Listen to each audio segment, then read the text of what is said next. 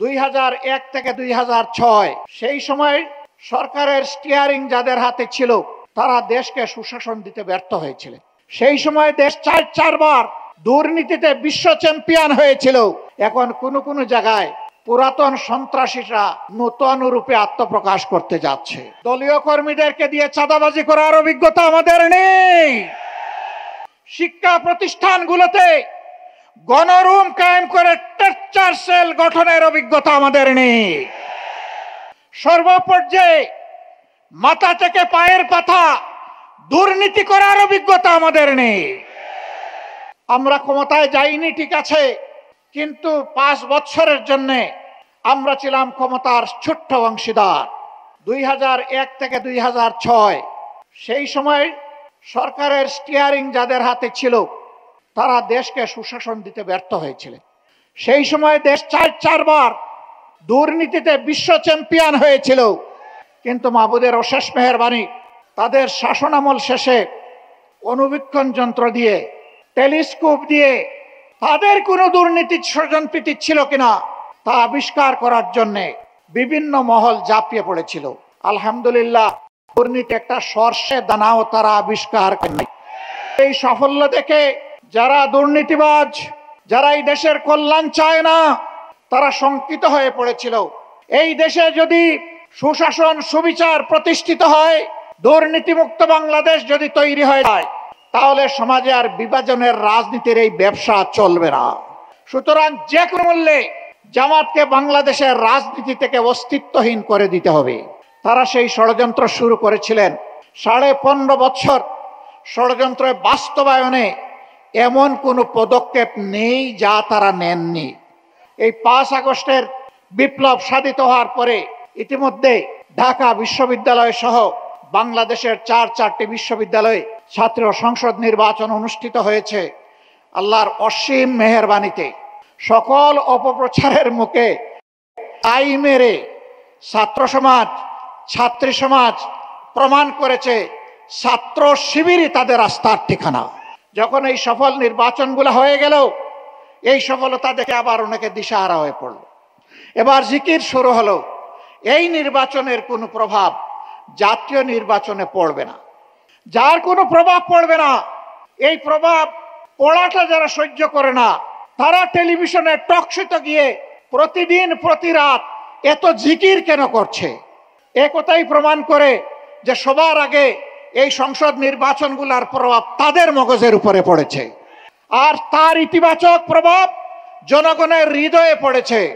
সম্মানিত বন্ধুগণ, এই রাস্তায় অনেকে সফল হতে পারবে না চিন্তা করে, জনগণের ম্যান্ডেটে আসতে পারবে না চিন্তা করে, এখন কোনো জায়গায় পুরাতন সন্ত্রাসীরা নতুন রূপে আত্মপ্রকাশ করতে যাচ্ছে। মা বোনদের উপরে আপনি যখন হামলা করবেন, মনে রাখবেন ওই মায়ের সন্তান আছে, ভাই আছে, স্বামী আছে। তার ইজ্জতের উপরে হামলা করার পরে তারা বসে থাকবে না। এইভাবে আপনাদের হামলা প্রতিটি মায়ের হৃদয়ে জামাতে ইসলামী ছাত্র শিবিরকে পৌঁছে দিবে ইনশাআল্লাহ। মসজিদের ভিতরে কোরআন চর্চা সহ্য করেন না, এর জবাব অতীতে যারা এমনটা করেছিল তারা পেয়েছে, আপনারাও পাবেন। আমাদের এই যাত্রা থামবে না। আমরা সরকারে গেলাম কি গেলাম না এটি বড় বিষয় নয়। আমরা জনগণের প্রয়োজনে পাশে থাকতে পারলাম কি পারলাম না এটাই বিষয়। আমাদের যারা নমিনি তাদের 62% হচ্ছেন তরুণ। আমরা তাদের হাতে আগামীর সমাজের বাংলাদেশের পতাকা তুলে দিয়েছি। এখন জনগণকে শুধু অনুরোধ করব, আপনারাও তাদের হাতে পতাকাটা তুলে দেন। আমরা বিশ্বাস করি বাংলাদেশের শান্তিপ্রিয় জনগণ, আমাদের মা বোনেরা, তারা চান তাদের শিশুটি জন্ম নেওয়ার পরে তার প্রত্যেকটি অধিকার যেই সমাজ, যেই সরকার দিতে পারবে, তারা ওই সমাজ এবং ওই সরকারের জন্যই তারা অপেক্ষায় আছেন। আমরা কথা দিচ্ছি আমাদের পরিকল্পনা এভাবেই আগাবে ইনশাআল্লাহ। মাদের জন্য ভয়ভীতি দেখানো হচ্ছে। জামাতে ইসলামী ক্ষমতায় গেলে ওনারা ঘরের বাইরে কর্মক্ষেত্রে আর প্রবেশ করতে পারবেন না। আমি নিজে তার সাক্ষী। আমাকে আল্লাহ তাআলা একজন স্ত্রী দিয়েছেন, তিনি একজন চিকিৎসক ছিলেন, তিনি রোগীদেরকে সেবা দিয়েছেন। আমার 2টি মেয়ে, তারাও চিকিৎসক, তারাও তাদের সাধ্য অনুযায়ী সেবা দিয়েছে, দিবে। একটি ছেলে, সেও চিকিৎসক, সেও চেষ্টা করছে তার জায়গা থেকে মানুষকে সেবা দেওয়ার। সম্মানিত ভাই ও বোনেরা, আমরা কথা দিচ্ছি, আমরা মুখে নয়, কর্মের মাধ্যমে ইনশাল্লাহ সকল অপপ্রচারের জবাব দেব। এই সমস্ত অপপ্রচার করে জনগণকে বিভ্রান্ত করার দিন শেষ। কেউ যেন আমরা না ভাবি যে আমি অন্যের চাইতে বেশি জ্ঞানী এবং চালাক। সবাইকে মনে করতে হবে আমার চেয়ে বাকি সব লোক জ্ঞানী এবং চালাক। চালাকি যিনি করবেন দোরা তিনি খেয়ে যাবেন, তিনি পালাতে পারবেন না, জনগণের জালে বন্দী হয়ে যাবেন। 5 আগস্ট পরিবর্তন হওয়ার পর 6, 7, 8 বাংলাদেশে কোনো সরকার ছিল না। আমি ঠিক বললাম না বেঠিক বললাম?